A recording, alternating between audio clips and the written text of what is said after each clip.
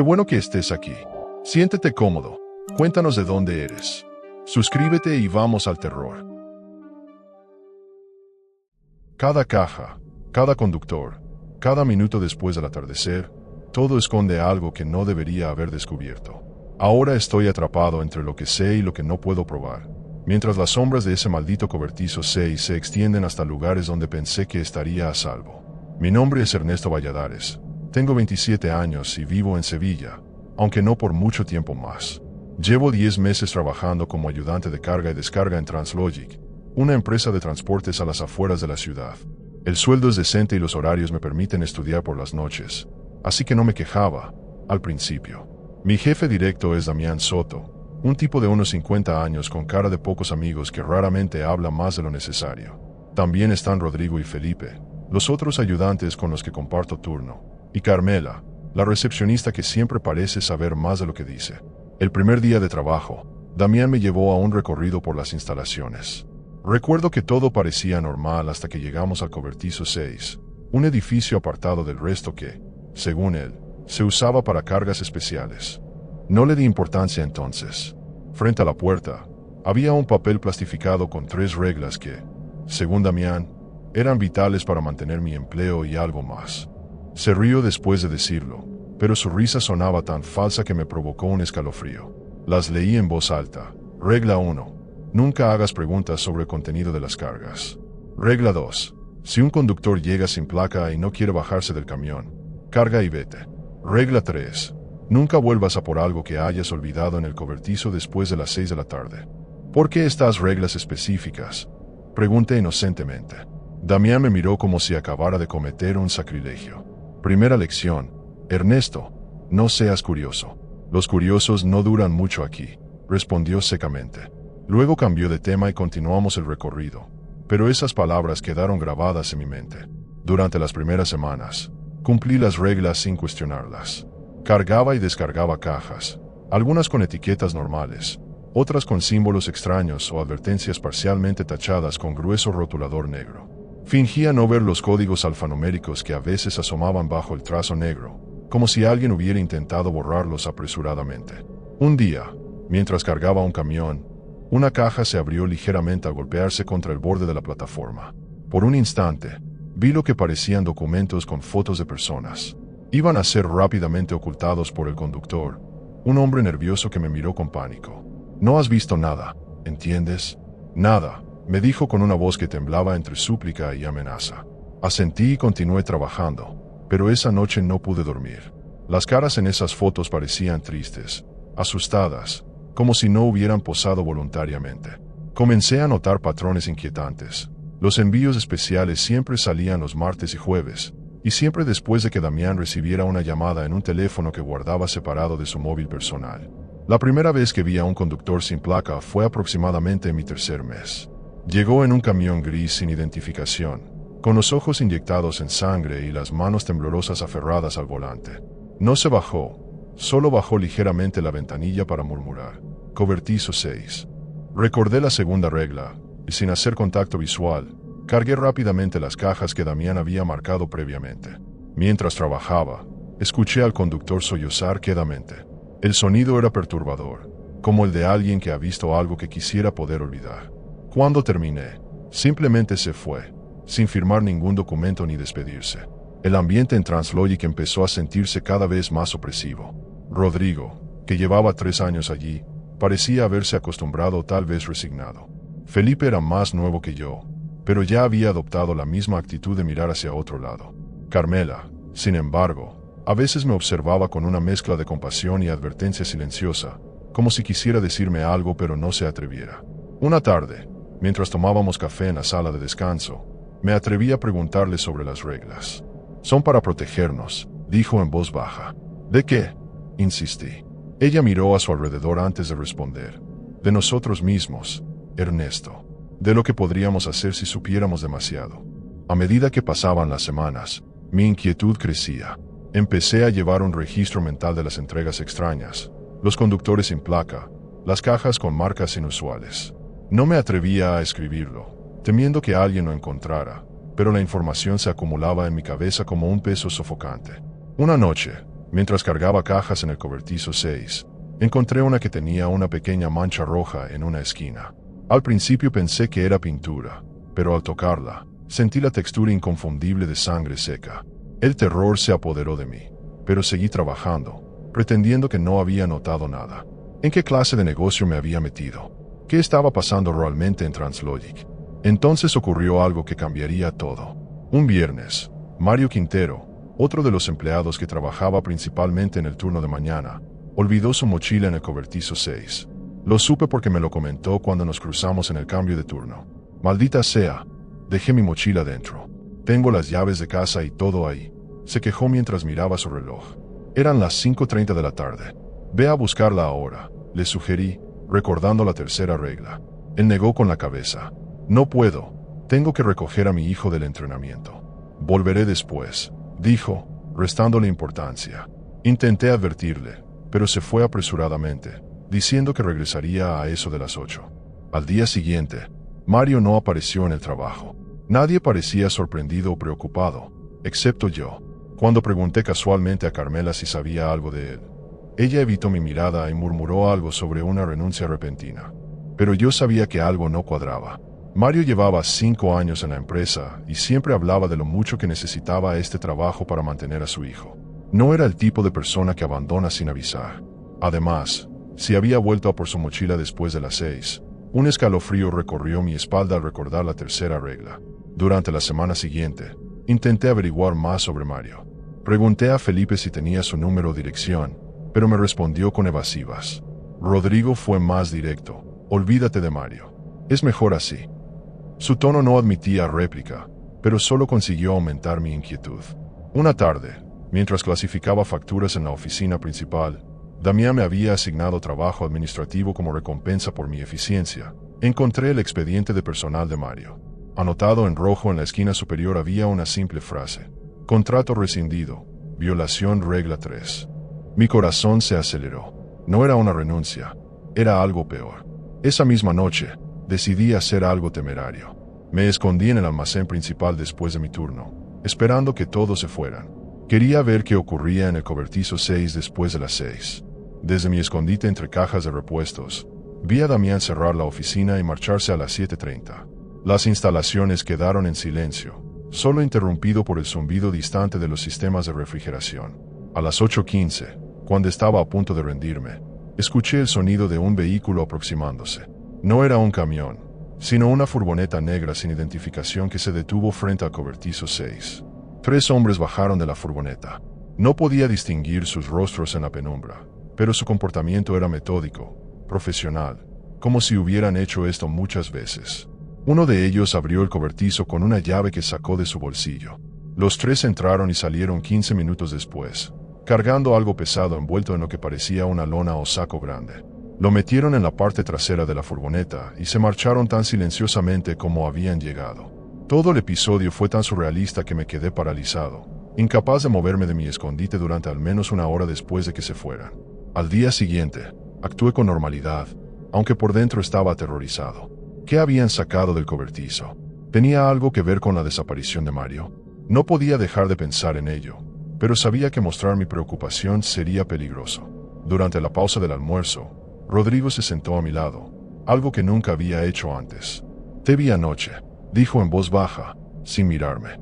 Mi sangre se heló. No sé de qué hablas, respondí, intentando que mi voz sonara firme. Él suspiró. Mira, no soy tu enemigo.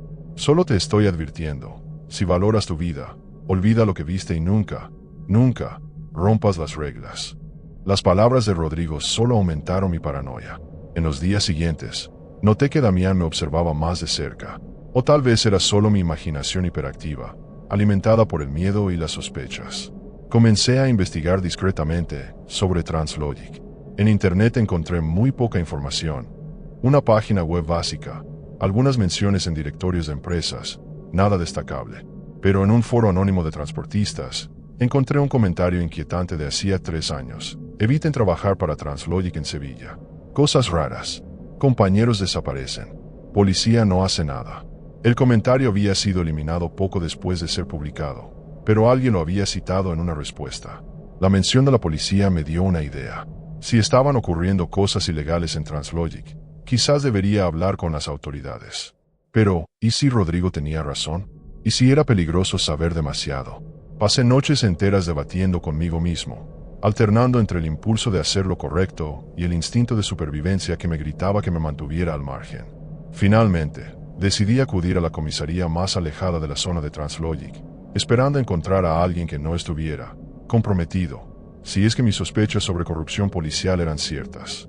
La oficial que me atendió, Teresa Vega, parecía sinceramente interesada en mi historia.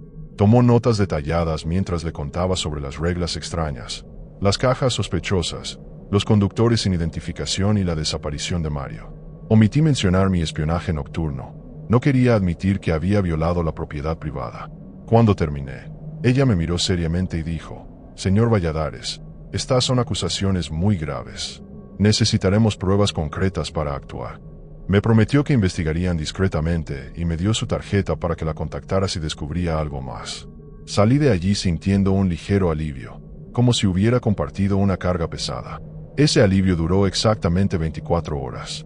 Al día siguiente, mientras trabajaba en el cobertizo 4, el principal, no el misterioso cobertizo 6, Damián apareció con 2 hombres trajeados. Me llamó a su oficina. Con el corazón martilleando en mi pecho, lo seguí, convencido de que de alguna manera habían descubierto mi visita a la policía. En la oficina, Damián me presentó a los hombres como inspectores de calidad. Uno de ellos sacó una foto y me la mostró. «¿Reconoce a esta persona?», preguntó con voz neutra. Era la oficial Teresa Vega. Intenté mantener mi expresión impasible mientras negaba con la cabeza. «Nunca la he visto», mentí. El hombre sonrió de una manera que no llegó a sus ojos. «Curioso, porque ella dice que usted la visitó ayer». El pánico me invadió, pero intenté disimularlo. «Ah, sí, la oficial. Fui a denunciar el robo de mi bicicleta», improvisé. Los hombres intercambiaron miradas, y Damián soltó una risita que sonó como papel de lija. «Ernesto, los curiosos no duran mucho aquí, ya te lo advertí». El tono casual con que lo dijo fue más aterrador que cualquier amenaza explícita. Me dejaron ir, pero el mensaje estaba claro. Sabían lo que había hecho y tenían conexiones dentro de la policía. Esa noche, al salir del trabajo, noté una furgoneta negra similar a la que había visto antes, estacionada a una distancia discreta.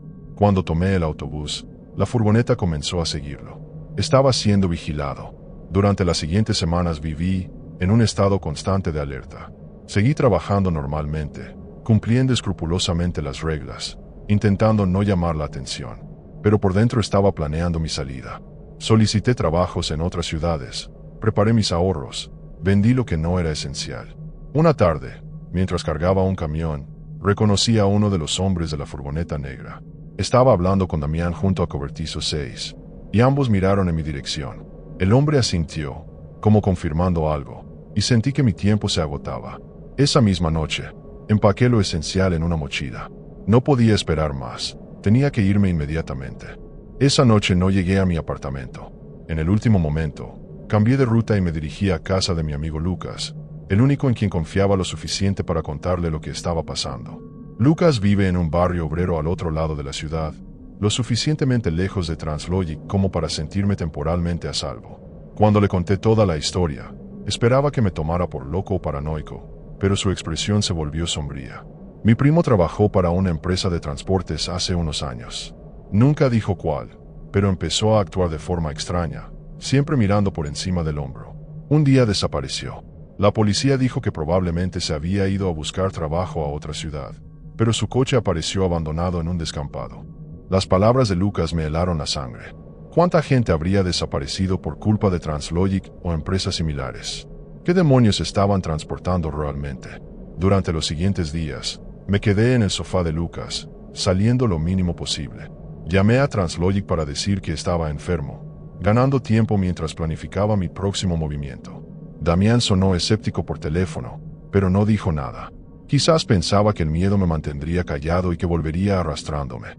O tal vez estaba dándome cuerda, dejándome creer que tenía alguna posibilidad de escapar. Una tarde, mientras Lucas estaba en el trabajo, recibí un mensaje de un número desconocido. La mochila de Mario. Busca en ella. Solo eso. Nada más. Mi pulso se aceleró. ¿Quién me había enviado esto? ¿Carmela? ¿Rodrigo? Era una trampa. La mochila de Mario, la que había olvidado en el cobertizo 6. ¿Qué había pasado con ella? Si los hombres de la furgoneta se habían llevado a Mario, me negaba a considerar la otra posibilidad. Quizás no se habían molestado con una simple mochila. Tal vez seguía allí, escondida en algún rincón del cobertizo 6, con algo importante dentro. Algo que Mario había descubierto y por lo que había pagado un precio terrible. Sabía que era una locura, pero también mi única pista. Decidí volver a Translogic una última vez, no como empleado sino como investigador. Lucas intentó disuadirme.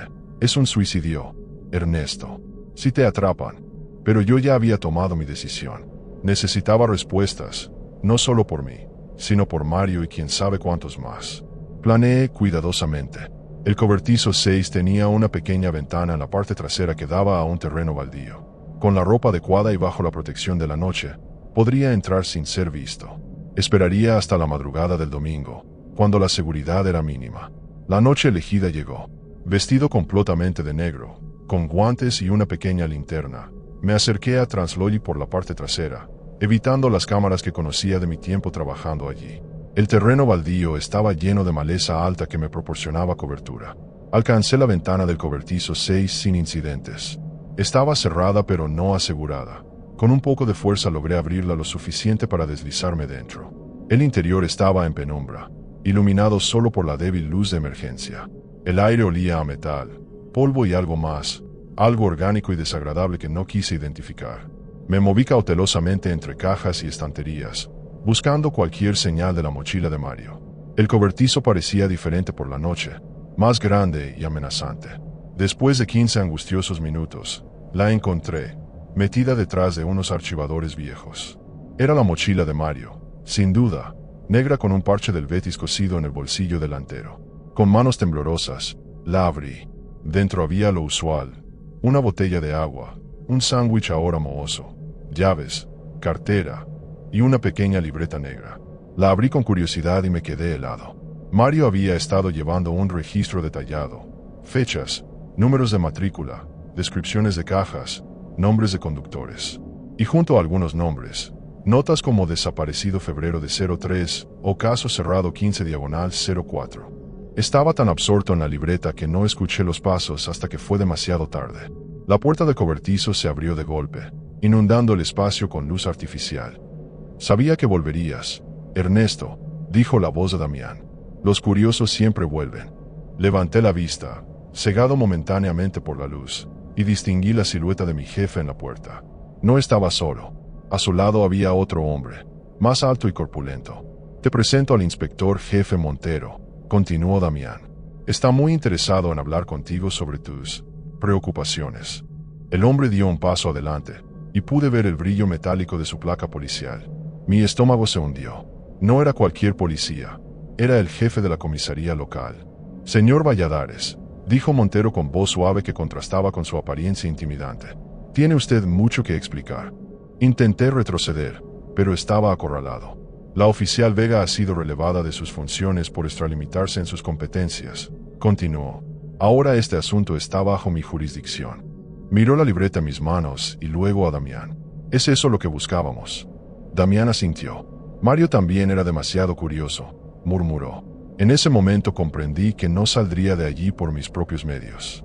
Estaba atrapado entre criminales y policías corruptos, sin salida aparente. Lo que sucedió a continuación ocurrió tan rápido que apenas tuve tiempo de reaccionar. La luz se apagó repentinamente, sumiendo el cobertizo en la oscuridad. Se escuchó un golpe seco y un gruñido.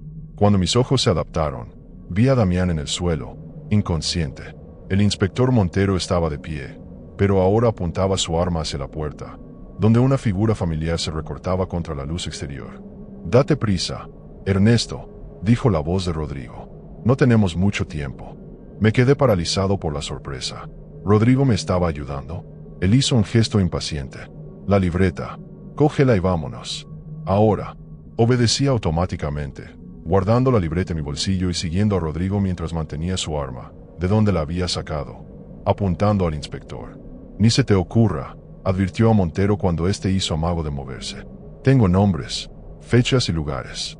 Si me pasa algo, todo sale a la luz». Montero se quedó quieto, con una expresión de cálculo frío en su rostro. Retrocedimos hacia la puerta trasera, la misma ventana por la que yo había entrado. Tú primero, me indicó Rodrigo. Mientras me deslizaba por la ventana, escuché a Montero. No llegaréis lejos. Ninguno de los dos. Rodrigo respondió con una risa amarga. No necesitamos ir lejos. Solo lo suficiente. Una vez fuera, corrimos a través del terreno baldío hasta llegar a un coche que esperaba con el motor en marcha. Al volante estaba Carmela. «Sube», gritó. Me lancé al asiento trasero mientras Rodrigo ocupaba el del copiloto. Carmela pisó el acelerador antes incluso de que cerráramos las puertas. Mientras nos alejábamos de Translogic, las preguntas se agolpaban en mi cabeza. ¿Qué está pasando? ¿Por qué me ayudáis? Rodrigo se giró hacia mí, su rostro una mezcla de miedo y determinación. Porque Mario era mi amigo, y porque lo que están haciendo es monstruoso. Llevan años en esto, Ernesto. Tráfico de personas, documentación falsa, encubrimiento de crímenes, y la policía está metida hasta el cuello. El coche de Carmela avanzaba a toda velocidad por las calles desiertas de Sevilla. Nadie hablaba. El único sonido era el de nuestras respiraciones agitadas y el motor trabajando al límite. Mi cabeza era un torbellino de preguntas, miedo y adrenalina. Finalmente, después de unos 20 minutos de conducción errática para asegurarnos de que nadie nos seguía, Carmela se detuvo en un aparcamiento subterráneo casi vacío. Deberíamos estar seguros aquí, al menos por un rato, dijo, apagando el motor. Se giró hacia mí. Sus ojos mostraban el mismo cansancio que yo sentía. Lo siento, Ernesto. Debí advertirte antes, pero tenía miedo. Todos teníamos miedo. Rodrigo sacó un cigarrillo con manos temblorosas y lo encendió, inhalando profundamente. María empezó a investigar hace unos meses, explicó. Al principio eran solo sospechas, como las tuyas. Luego encontró pruebas. Señaló la libreta que yo aún aferraba. Está todo ahí. Los envíos, las fechas, los nombres. Llevaba años recopilando información. Carmela asintió. Nos lo contó a nosotros porque necesitaba ayuda. Pero antes de que pudiéramos decidir qué hacer, cometió el error de volver al cobertizo después de las 6. Su voz se quebró ligeramente. Sabemos lo que le pasó porque Rodrigo estaba haciendo horas extra ese día. Lo vio todo desde la ventana del almacén. Rodrigo exhaló una nube de humo, su mirada perdida en recuerdos dolorosos. Los mismos hombres que viste con la furgoneta. Se lo llevaron, pero no antes de interrogarlo. Querían saber si había hablado con alguien, si tenía pruebas escondidas. Se pasó una mano por el rostro, como intentando borrar las imágenes de su mente. No pude hacer nada. Eran 3, armados. Solo pude esconderme y rezar para que no me descubrieran a mí también. Miré la libreta en mis manos, sintiendo su peso, no físico sino moral. ¿Cuántas vidas estaban documentadas allí? ¿Cuántos crímenes sin resolver? ¿De qué va todo esto realmente? Pregunté, aunque parte de mí temía conocer la respuesta. Carmela y Rodrigo intercambiaron miradas. Translogic es una tapadera, explicó Carmela. La mayoría de los envíos son legítimos, pero el cobertizo 6. Ese es otro asunto. Tráfico de personas, principalmente. Inmigrantes desesperados que pagan fortunas para llegar a Europa, pero acaban en situaciones de esclavitud. Documentación falsa para criminales. A veces, traslado de testigos que necesitan desaparecer antes de juicios importantes. Hizo una pausa, como si dudara en continuar. Y últimamente, algo peor. Personas que simplemente desaparecen, borradas del sistema por razones que solo Damián y sus jefes conocen. Abrí la libreta y comencé a hojearla bajo la tenue luz del aparcamiento. Las anotaciones de Mario eran meticulosas. Fechas, matrículas, descripciones de cargamentos, nombres de conductores y destinatarios. Junto a algunos nombres había notas como caso Almuñécar o relacionado con redada del 17/05. En las últimas páginas, Mario había comenzado a trazar conexiones, diagramas que vinculaban a Translogic con otras empresas, con nombres de políticos locales. Lo más inquietante, con varios oficiales de policía, incluido el inspector jefe Montero. Esto es enorme, murmuré, sintiendo el peso de lo que tenía entre manos. Es una red completa. Por eso Mario quería reunir todas las pruebas antes de acudir a alguien, dijo Rodrigo. Sabía que estaban implicados demasiados poderosos. Un movimiento en falso y acabaría muerto, o peor. Se pasó una mano por el pelo, un gesto de frustración y miedo. Cuando empezaste a hacer preguntas, supe que acabarías como él. Por eso intenté advertirte. Carmela asintió. ¿Y cuando fuiste a la policía? Dios, casi nos da un infarto. Tuviste suerte de que te tocara la oficial Vega. Es de las pocas que no está en la nómina de Montero. Un escalofrío me recorrió. Había estado caminando al borde de un precipicio sin saberlo. ¿Y ahora qué?, pregunté, la realidad de nuestra situación cayendo sobre mí como una losa. Tenemos pruebas, pero no podemos ir a la policía local. Montero se encargará de que desaparezcamos antes de poder hablar. Carmela sacó su teléfono. Tengo un contacto. Un periodista de investigación que lleva años tras la pista de varias redes de tráfico. Le he enviado parte de la información de Mario en el pasado, de forma anónima. Creo que podemos confiar en él. Comenzó a teclear un mensaje mientras Rodrigo vigilaba el aparcamiento, visiblemente nervioso. ¿Y si Montero ya ha dado la alerta? Podrían estar buscándonos ahora mismo. Como respondiendo a sus palabras, las luces de un vehículo iluminaron la entrada del aparcamiento. Nos agachamos instintivamente. «Mierda», susurró Rodrigo. «¿Crees que nos han encontrado?» Carmela apagó la luz interior del coche. «No lo sé, pero no podemos quedarnos a averiguarlo». Encendió el motor silenciosamente. «Hay una salida trasera para el personal. La usé cuando trabajaba en el centro comercial de arriba». Comenzó a maniobrar lentamente, sin luces, guiándose solo por las débiles señales de emergencia. El otro vehículo, un todoterreno negro, avanzaba lentamente por el aparcamiento, como buscando algo o a alguien. Contuve la respiración mientras Carmela conducía hábilmente entre las columnas, manteniéndose fuera de la vista del todoterreno. Llegamos a una pequeña rampa que, efectivamente, conducía a una salida diferente. «Esta da a la calle trasera», explicó en voz baja. Cuando estábamos a punto de salir, mi teléfono vibró. Lo saqué, olvidando por un momento el peligro. Era un mensaje de un número desconocido. «Te veo». Solo eso. Miré frenéticamente a mi alrededor, pero no había nadie visible. «¿Qué pasa?», preguntó Rodrigo, notando mi pánico. Le mostré el mensaje. Su rostro palideció. «Enciende las luces y sal de aquí», le ordenó a Carmela. Ahora, salimos a la calle trasera con un chirrido de neumáticos. Carmela conducía como si el diablo nos persiguiera, y tal vez así era. «Mi contacto ha respondido», dijo, lanzándome su teléfono. «Dice que podemos encontrarnos con él en una hora, en la estación de autobuses de Plaza de Armas. Tiene contactos en la Policía Nacional, gente que no está bajo el control de Montero». Leí el mensaje, sintiendo un débil rayo de esperanza. Quizás había una salida después de todo. Pero entonces recordé el inquietante mensaje en mi teléfono. «Creo que alguien nos está siguiendo», dije. «Alguien que tiene mi número». Rodrigo maldijo por lo bajo. «Damián, tiene acceso a todos los datos de personal. Por supuesto que tiene tu número». La ciudad pasaba como un borrón por las ventanillas mientras Carmela tomaba un camino indirecto hacia la estación, cambiando de dirección frecuentemente, pasando por calles estrechas donde sería difícil seguirnos. Mi teléfono vibró de nuevo. Con el corazón en la garganta, miré la pantalla. Otro mensaje del mismo número. «La libreta no te salvará. Nada lo hará». Esta vez, había algo más, una foto. La abrí y casi dejé caer el teléfono. Era una imagen de Lucas, mi amigo, amordazado y con los ojos vendados, claramente aterrorizado. Debajo, un texto simple: «Entrega la libreta o el siguiente será como Mario». Mi mundo se derrumbó. Habían encontrado a Lucas. Lo estaban usando para llegar a mí. Y por la referencia a Mario, sabía exactamente qué querían decir. «Para el coche», grité, mostrándoles la foto de Lucas. El rostro de Carmela palideció mientras Rodrigo maldecía en voz baja. Mi mente era un torbellino de pensamientos frenéticos. Lucas estaba en peligro por mi culpa, por algo en lo que nunca debió verse involucrado. «Tengo que entregarme», murmuré, más para mí mismo que para ellos.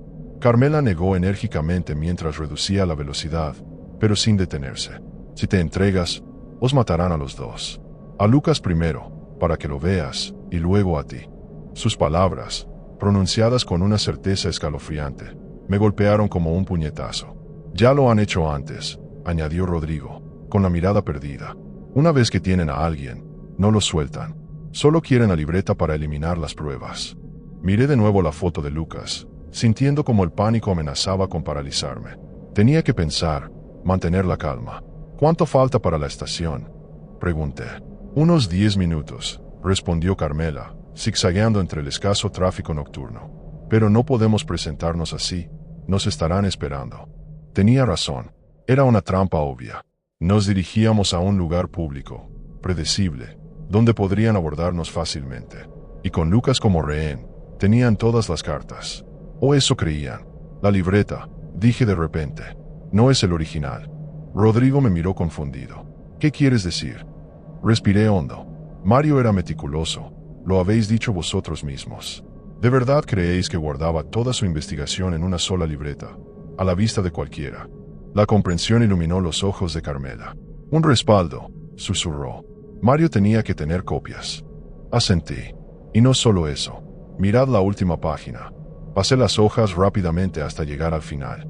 Allí, casi invisible si no sabías lo que buscabas, había una serie de números y letras que parecían coordenadas, seguidas de lo que parecía una contraseña.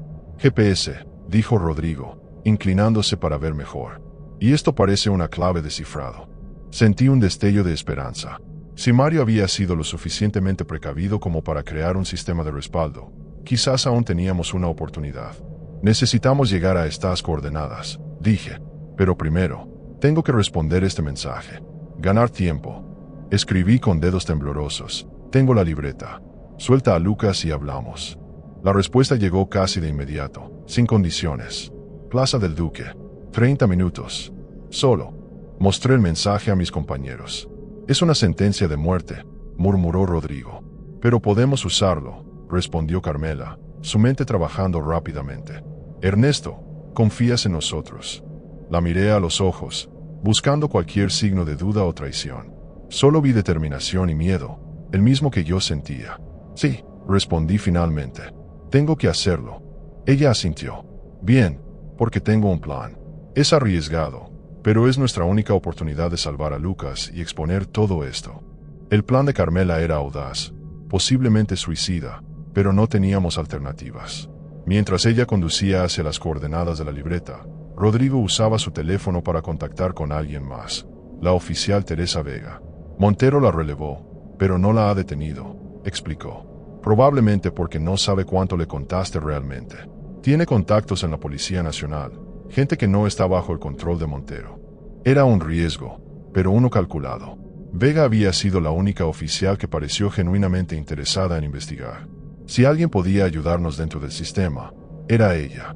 Mientras tanto, yo fotografiaba cada página de la libreta con mi teléfono y las enviaba a una dirección de correo que Carmela me había dado. Mi contacto en el periódico, explicó. Si algo nos pasa, al menos la verdad saldrá a la luz. Las coordenadas nos llevaron hasta un pequeño almacén abandonado en un polígono industrial a las afueras de la ciudad. El lugar parecía desierto, con ventanas rotas y grafitis cubriendo las paredes exteriores. ¿Estás seguro de que es aquí?, preguntó Rodrigo, visiblemente nervioso. Comprobé las coordenadas de nuevo. Sí, es aquí. Con cautela, nos acercamos a la entrada principal, una puerta metálica oxidada que chirriaba al abrirse. El interior estaba oscuro y olía a humedad y abandono. Usamos las linternas de nuestros teléfonos para iluminar el espacio. No había mucho, estanterías vacías, algunos muebles rotos, basura acumulada por años de desuso. Aquí no hay nada, murmuró Rodrigo, decepcionado. Pero algo me decía que Mario no nos habría enviado aquí sin motivo. Examiné el lugar más detenidamente, buscando cualquier señal, cualquier pista. En una esquina, noté una vieja taquilla metálica que parecía menos deteriorada que el resto del mobiliario. Me acerqué y vi que tenía un candado digital, no uno convencional. Aquí, llamé a los otros. Introduje la contraseña de la libreta en el panel numérico. Hubo un pitido y el candado se abrió. Dentro había un disco duro externo y una carpeta con documentos. Dios mío, susurró Carmela mientras examinábamos el contenido. Mario había recopilado mucho más de lo que imaginábamos. Fotografías de las entregas sospechosas, grabaciones de audio de conversaciones entre Damián y otros implicados, copias de documentos oficiales que vinculaban a Translogic con desapariciones en toda la provincia. Era un tesoro de evidencias, suficiente para derribar toda la operación, si lográbamos entregarlo a las personas adecuadas. Mi teléfono vibró. Otro mensaje. 10 minutos. El tiempo se agotaba. Teníamos que movernos rápido. Dividimos el material. Rodrigo se llevaría el disco duro a un lugar seguro. Carmela los documentos físicos para su contacto en el periódico. Yo me quedaría con la libreta original. Era la pieza que ellos sabían que teníamos, la que esperaban recuperar. La oficial Vega nos encontrará en la Plaza de la Encarnación en 1 hora, dijo Rodrigo, guardando el disco duro en su chaqueta. Si no aparezco. Dejó la frase en el aire, pero todos entendimos. Este era el momento en que nuestros caminos se separaban, cada uno con una pieza del rompecabezas, aumentando las probabilidades de que al menos una parte de la verdad saliera a la luz. Nos abrazamos brevemente, un gesto improvisado de camaradería nacida en la desesperación. «Tened cuidado», murmuré, sabiendo lo inadecuadas que sonaban esas palabras. Me dirigí solo hacia la plaza del Duque, la libreta en mi mochila, el peso del miedo asentado en mi estómago como plomo. El plan era simple: aparentar una rendición, ganar tiempo mientras mis compañeros ponían a salvo las pruebas y contactaban con las autoridades adecuadas. Si todo salía bien, la oficial Vega llegaría con refuerzos antes de que pudieran hacerme desaparecer como a Mario. Si no, preferí no pensar en ello. La plaza estaba tranquila a esa hora, con solo algunos grupos de jóvenes y parejas disfrutando de la noche sevillana, ajenos al drama que estaba a punto de desarrollarse. Me senté en un banco, a la vista, y esperé. No tuve que esperar mucho. Un hombre se sentó a mi lado, sin mirarme directamente. Reconocí a uno de los que había visto con la furgoneta negra. «La libreta», dijo simplemente, extendiendo la mano. «Primero Lucas», respondí, intentando que mi voz no temblara. «¿Dónde está?» El hombre sonrió levemente. «Cerca. Primero la libreta, luego tu amigo. Así funcionan las cosas». Fingí dudar, ganando segundos preciosos. Cada minuto que pasaba era un minuto más para que Rodrigo y Carmela completaran sus tareas, un minuto más cerca de la posible llegada de Vega. «¿Cómo sé que no lo habéis matado ya?», pregunté. El hombre suspiró, impaciente, y sacó su teléfono. Marcó un número y lo puso en altavoz. «Ponlo», ordenó a alguien al otro lado. Escuché ruidos, luego la voz aterrorizada de Lucas. «Ernesto, ayúdame, por favor». Mi corazón se encogió. Estaba vivo. Al menos por ahora. «Lo siento, Lucas», dije, tanto a él como a mí mismo. «Voy a arreglar esto». Saqué lentamente la libreta de mi mochila y se la entregué al hombre, que la examinó rápidamente para asegurarse de que era la auténtica. Pareció satisfecho. «Muy bien. Ahora vendrás con nosotros. Tu amigo será liberado cuando estemos seguros de que no hay más copias». No había mencionado nada sobre dejarme ir. Noté con un escalofrío. Por supuesto que no. Una vez que tuvieran la libreta y confirmaran que no había respaldos, Lucas y yo seríamos prescindibles. «¿Dónde está Montero?», pregunté, intentando ganar más tiempo. Pensé que querría encargarse personalmente. El hombre me miró con irritación. «Tienes demasiadas preguntas para alguien en tu posición. Levántate. Hay un coche esperando». Lo que sucedió a continuación ocurrió tan rápido que apenas tuve tiempo de procesarlo. Varias figuras emergieron de las sombras, rodeándonos. «Policía Nacional». «Al suelo», gritó una voz autoritaria. El hombre a mi lado intentó sacar un arma, pero fue derribado antes de poder usarla. Me tiré al suelo instintivamente, cubriendo mi cabeza mientras los oficiales aseguraban el área. Entre ellos, reconocí a Teresa Vega. Nuestras miradas se cruzaron, y ella asintió levemente. Lo habíamos logrado, o al menos, habíamos ganado esta batalla. En la confusión, escuché a alguien mencionar que habían encontrado a Lucas, que estaba a salvo. El alivio me inundó como una ola, dejándome momentáneamente aturdido. En las semanas siguientes, la historia se desarrolló como una pesadilla a cámara lenta. Las pruebas que Mario había recopilado, combinadas con nuestros testimonios, fueron suficientes para iniciar una investigación a gran escala. Translogic fue cerrada, Damián y varios otros fueron detenidos. El inspector jefe Montero desapareció misteriosamente la noche de mi encuentro en la plaza, y hasta donde sé, sigue prófugo. La red era más grande y compleja de lo que habíamos imaginado, con ramificaciones en política, policía y empresas aparentemente legítimas por toda España. El caso se convirtió en noticia nacional, destapando años de corrupción y crímenes encubiertos.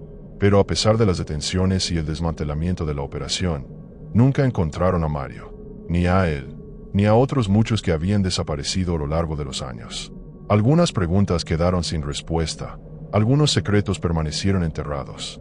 Yo no me quedé para ver el desenlace completo. Después de prestar declaración y asegurarme de que Lucas estaba realmente a salvo, decidí que necesitaba alejarme. Las miradas de sospecha en la calle, las llamadas anónimas en mitad de la noche, la sensación constante de estar siendo vigilado, era demasiado. Quizás era paranoia, secuelas del trauma, o quizás era un instinto de supervivencia acertado. No todos los implicados habían sido capturados. No todas las conexiones habían sido expuestas. Y mientras Montero siguiera libre, nunca estaría completamente a salvo. Así que empaqué lo poco que me quedaba y me trasladé al norte, a una pequeña ciudad costera donde nadie me conocía. Cambié de nombre, de trabajo, de vida. A veces pienso en Carmela y Rodrigo, en cómo les habrá ido. Nos separamos por seguridad, acordando no contactarnos. Espero que estén bien, que hayan encontrado su propia forma de seguir adelante. Ahora trabajo en una pequeña librería, una vida tranquila y anónima, tan alejada de Translogic como puedo imaginar. Pero algunas noches, cuando cierro los ojos, aún veo el cobertizo 6. Aún escucho la voz de Damián advirtiendo que los curiosos no duran. Aún siento el peso de esas 3 reglas extrañas que cambiaron mi vida para siempre. Y me pregunto cuántas empresas como Translogic siguen operando en las sombras, cuántas personas desaparecen sin dejar rastro, cuántos secretos quedan enterrados en cobertizos a los que nadie regresa después de las 6 de la tarde. Porque la verdad más aterradora no es lo que descubrimos, sino lo que nunca llegaremos a saber.